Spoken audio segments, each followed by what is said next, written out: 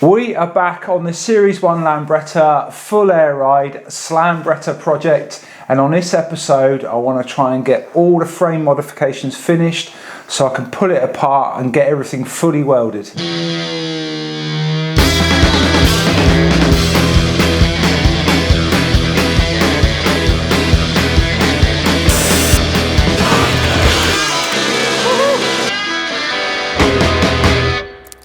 I've not actually been in the garage for about 6 weeks or so now because I was in Japan and then I went straight to a UK tour with my band. So it's really good to be back in here. Thank you again for joining me.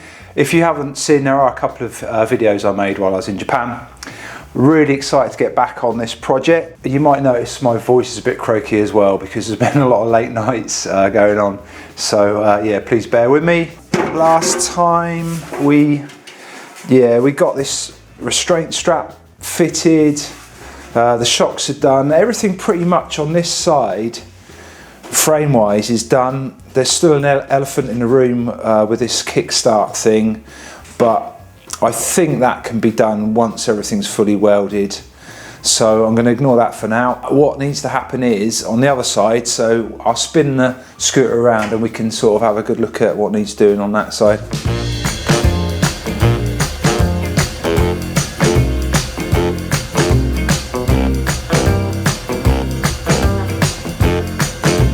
So of course I cut away most of the original frame here, and that would have had brackets to hold parts of the original ignition system and, you know, the wiring, loom, etc.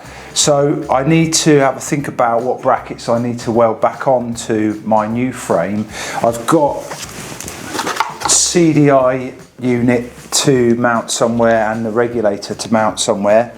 But a big thing I need to think about is the battery that's going to power the air ride system, and normal Lambretta battery, they're tiny little things, so I don't think that would ever power that, or not for very long anyway. So I have purchased a fairly chunky motorcycle battery. I did look into what amps are needed to run that compressor, and I think this is going to do the job well. I mean, these things obviously are used to power quite a heavy starter motor on a big motorbike, so I don't think I'll have any problem. So that's all got to fit in here somewhere, and I was thinking about different ways to do that. I did buy this motorcycle battery box, and obviously I've got a battery that's going to fit in there, although actually I say that, no, it doesn't quite fit. Alright, that might be a waste of time, or unless I cut the bottom bracket, but that's one option. The other option is, my preferred option, is that I brought another one of these under panel side storage tray things. I fitted one recently to Oddbod, worked out really well, and I actually took this tray up to Halfords just to make sure that this battery would fit in there, so it's a really nice fit. The issue I got, I never really offered this thing up until now, and it semi looks like it's going to fit, but these are actually designed to go above this wheel hub nut, and of course with the frame being so low, that is stopping this support tray from going back enough. Pretty sure this is not going to go on this panel.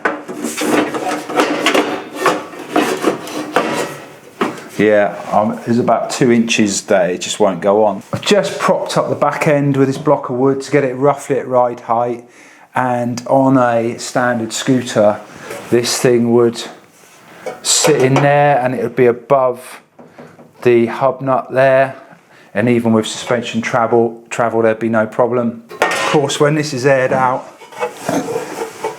this is just going to come straight down and bash onto that hub nut. If you can see in there, obviously this is going to stop it going back enough, and it's really sticking out there. Yes, it's also hitting that flywheel cover, but I can mount it back a little bit and build a bracket to clear that. The real issue we got here is that that hub nut is stopping it going back. So looking at this a bit closer, I'm not sure it's going to work. I was thinking about drilling a hole in the back of here so I can push it closer to the wheel, but the maximum we're going to gain there is about 20 millimeters, and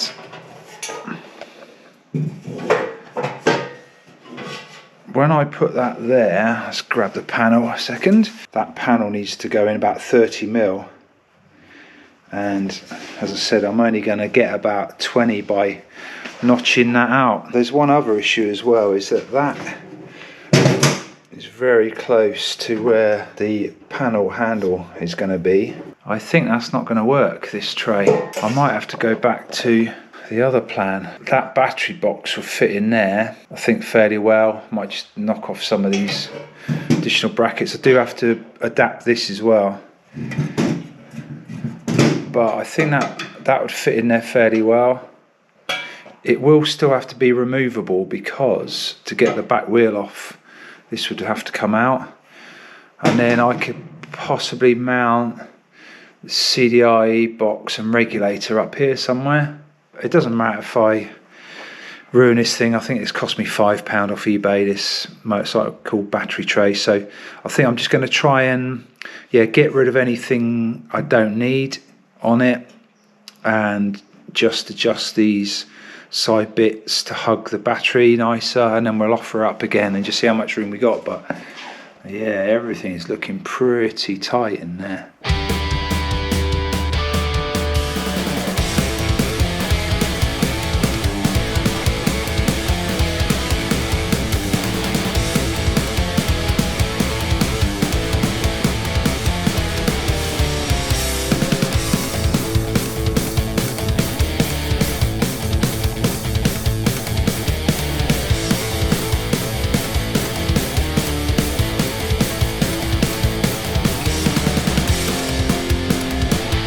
So I just trimmed off this part of the battery box here, so the battery sits down in there nice and flat. I was thinking about moving this part inwards, but actually it does need to stick out slightly anyway, because the bottom of the battery is very close to the flywheel cover there.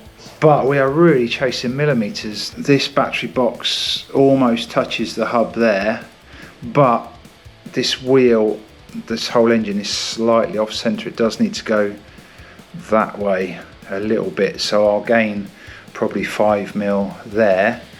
And at the moment, the panel, you can see a mark there, is just hitting this part of the battery box. Now I was going to cut this bracket off, but what I'm thinking, actually, the way I'm going to mount it, I think I'm going to put a plate in here, and then I can fix 2 bolts there, and then at the back here I'm thinking I'm going to weld a plate off this bar here to support it. That will need to all come out to change the wheel, so I want to make it as easy as possible. So I think what I'm going to do is just trim this off here to match this side, and I think that will just give me enough then to stop that hitting the panel. So I'll probably get a piece of paper here and just draw around this and mark it onto there.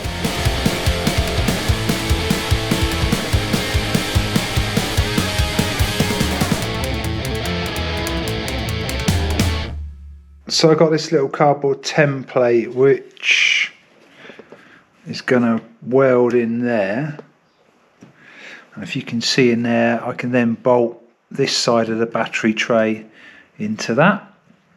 So I think I'm going to cut this bit out first and tack that in, and once that's all bolted up I'll make a cardboard template and another piece of metal to go on this end as well. Just wasting way too much time on this little bit of metal that's going to go in there, but I think if I just make it square it's going to look really ugly, so I might curve this edge in there. Just working out a rough design now.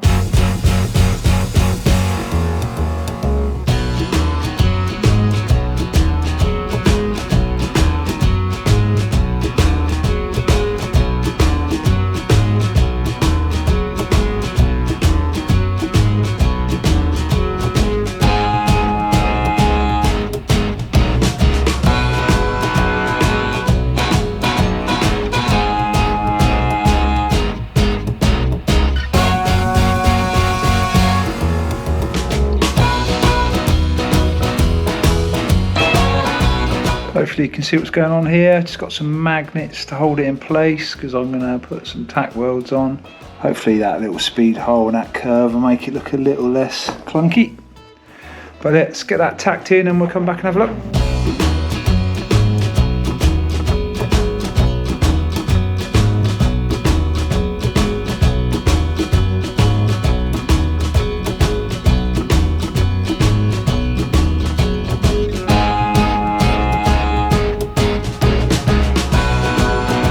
So I got this plate here tacked in and I drilled the holes in this battery tray thingy-majig and I bolted that on there.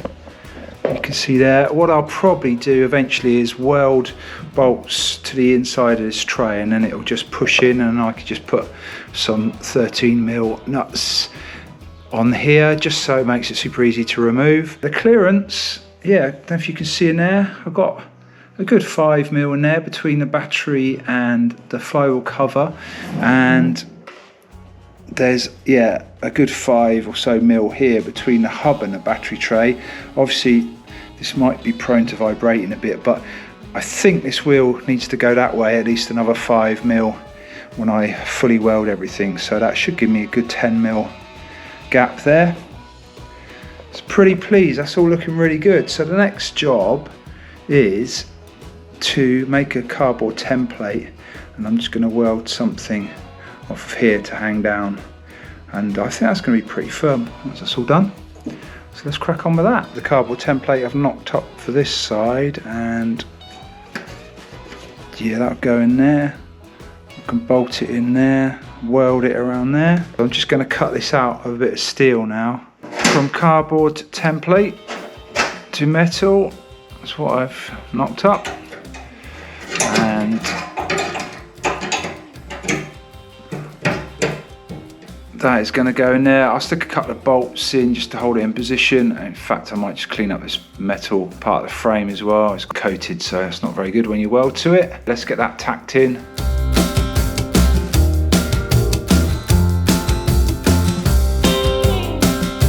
So here's the, I don't know if you want to call these brackets, whatever, but they're tacked on. I'll fully weld everything once all pulled apart, and then the battery box itself I just welded on this bottom part just to hold the battery in place. That was further in originally, so the battery wouldn't quite sit down in there. I can tidy all this up a bit as well, give that a paint job eventually, but the battery sits in there. You can see now that's a good fit. It's not going to move around anywhere, and bolt that back in and we'll have a quick look. And there it is, all bolted into place. I did end up welding these bolts on here and also in there, if you can see that there, because it was quite difficult to get a spanner in, etc. And I did have to grind these off a bit flatter because it's just a bit awkward. And in fact, I even drilled out the holes a little bit on the battery box itself and on this bracket here. But it does go in there now, and it is rock solid. Yeah, that doesn't move at all. I might end up putting a strap. I'll probably just put one of those elastic strap things around the whole thing, to be honest, because battery does move a little bit, but the actual battery box itself is rock solid. And if you can see in there, there's a good 5-6mm there gap between the hub, but the wheel, as I keep saying, will go over a little bit, and again probably a bit more of a gap between the flywheel cover there, but it's not wiggling anyway, so I'm pretty confident that is not going to touch on anything. And that battery box took way longer than it should have done, but I'm really pleased with the results actually. I mean, you know, it is what it is. There's nothing pretty about a battery, but I think it's tucked away nicely there. In fact, before we go any further, I haven't actually tested to see if the panel is going to go on. So let's do that quickly. Oh yeah, that's fine. Might be able to reach in here and just see if it's touching. I mean, it is close. But on is on. I'm happy with that.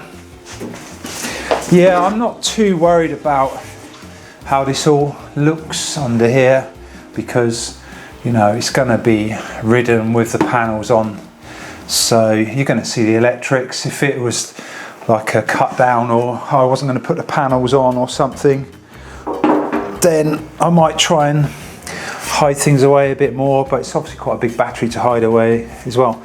So next job, there's more electrics to go on, as mentioned at the start of the video. Yeah, I got the CDI here and the regulator, and well, I'm wondering now whether I tuck these up right up inside there, or do I make them easy to get to. There's a piece of metal up inside there that attached to the old frame, and that looks perfect. I mean, it's difficult to get to now. I need to drill some holes, but I could potentially mount this right up in there. Right, let me have a quick 5-minute think about this and I'll come back to you. Taken some measurements of the fixing points on the CDI and the regulator, and yeah, I think there's just about enough room to fix it up into there. I need to drill 3 holes in this plate here. Obviously everything is in the way at the moment. I don't want to take all this apart just to drill 3 holes, but when I pull the whole thing apart to finish all the welding, I'll just make a note. I'm going to write with a Sharpie up in there actually, just to remember to drill those holes before I paint the thing. So I think, yeah, I'm just going to move on. I think that's enough for that. Another little thing I've probably talked about in the past is a bump stop, and I did order one which was massive, but I've just cut it down and made a little mini bump stop. So I'll show you where that's going to go. Just got the scooter up on a block there, so it's roughly at ride height, and what's happening as this frame was coming down, this part of the frame was hitting the engine cradle, but my idea was to put a bump stop between here and the engine cradle there. So it's going to sit in there, and what I need to do is drill a couple of holes up into that frame there and put a couple of nuts, but again, can't really get to it. But when that goes down, so yeah, that bump stop just goes between the frame there and the engine cradle and just stops this bit hitting the cradle there just by a few mils, so that's pretty good. I'm going to wait until I pull this apart and I can just drill, cut holes in there and bolt that on. And there's one last thing I want to do before I pull this all apart, and that is right here. Now if you remember back, I did mention this on a previous episode, but this framework comes along here. I mean, it does run all the way along there as well, but I just want to extend it slightly to pick up this hole in the rear footboard, because at the moment, yeah, it's a little bit wobbly. I just think it needs a second fixing in there, which I think it would have had originally. So what I've got is a bit of this leftover bar here. I'm just going to trim this off, see that way around. Then I'll just weld that end section on there just to extend those out. That needs to be done on both sides. So first of all, I'm just going to cut this off.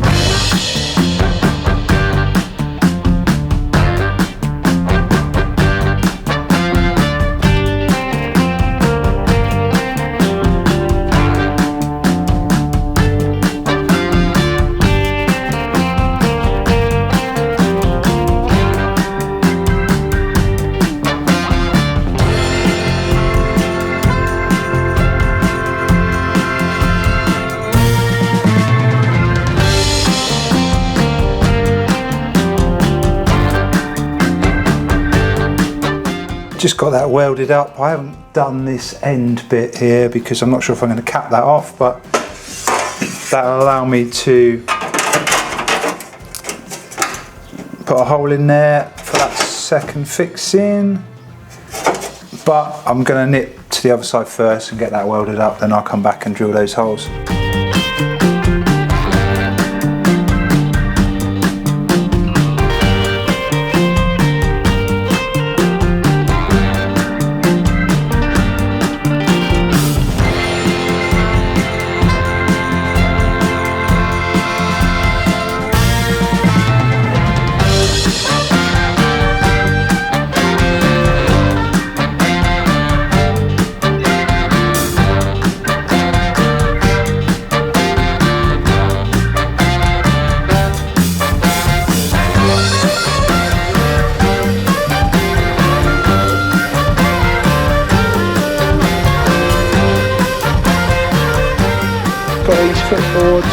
screw back down again. These are just temporary fixings. I do realise they're not the correct ones.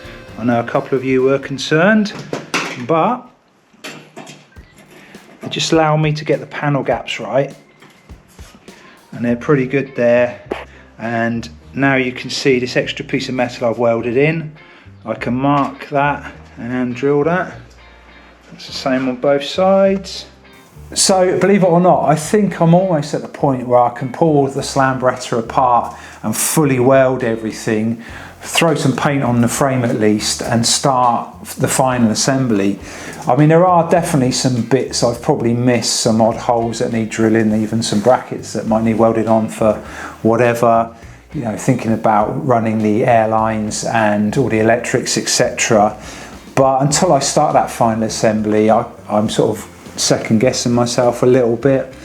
The forks are still in development, by the way. Steve is working on those. He's sending me updates, so I'm just going to ignore that front end with the forks, etc. But that shouldn't affect the rest of the frame really. I could spend more time on those false toolbox sides, etc. but I just really want now to get this project kind of on the road, and it can be a bit of an ongoing project. I can do stuff as I go. There's bound to be things that need adjusting as well. The bits I've been doing recently with the restraint strap, the bump stop, the battery box, all those kind of things, that isn't affected by what's going on with that front end, so I could start throwing all this back together again, which would be really nice. But before I pull it apart, I do want to think about the rear light situation, and I'm trying not to overthink or over engineer anything.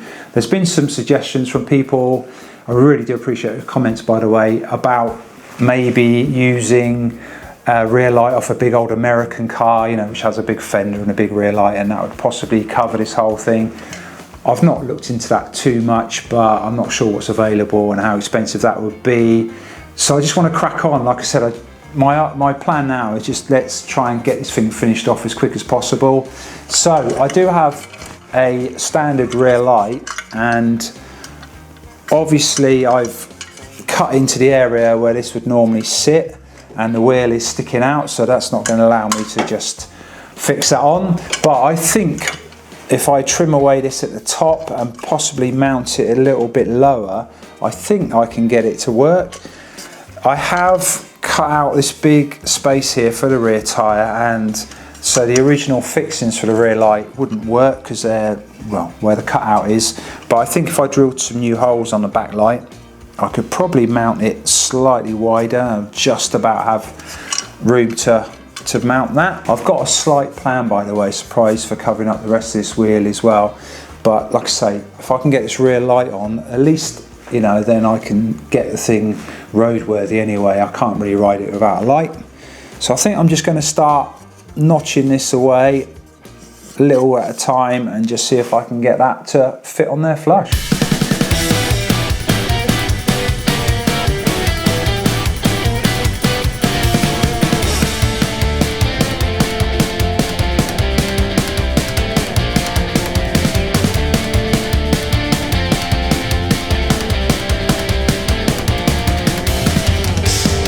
Just completely free-handed that dotted line, but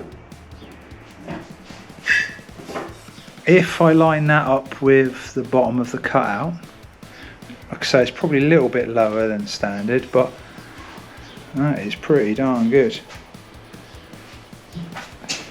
I've got a few mil of clearance, but by the time I've put on a rubber gasket thing, whatever you call it, for the light, that will stand off a little bit more.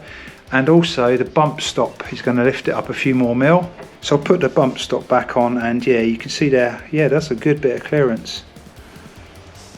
And obviously if I need to, I can shim that bump stop up as well to get even more clearance if needed. But I think that's a good starting point.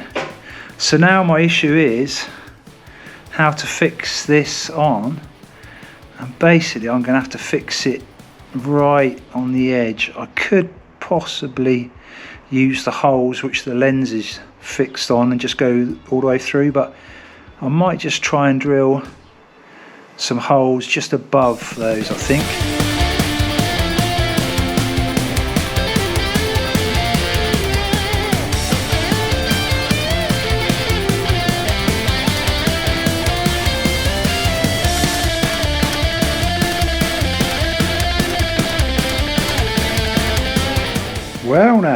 Look at that. So I actually took a rough measurement of where this light should be from Oddbod. So it's roughly in the right place for a series 1 or 2, which is a bit higher than what I've cut out on the frame, but we can do something with that, and we may, yeah, the tyre is just about touching that light there, so I can just notch out a little bit of the light, a little bit more.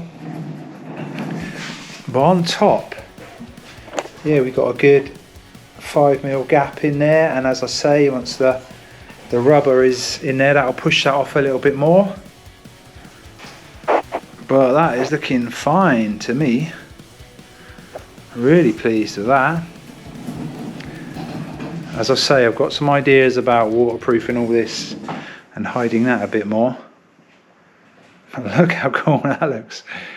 And also, of course, we've got a number plate to go on here, and we can stand that number plate off a little bit, so you're never going to see this part here. What we're not going to be able to do is use the internals of that standard light, but that doesn't bother me at all because I'm going to buy one of those flat LED internals, which is a good upgrade anyway, and that'll fit straight in there. That's about all I've got time for this week, but who wants to see it going up and down with a battery and a rear light on? Woohoo!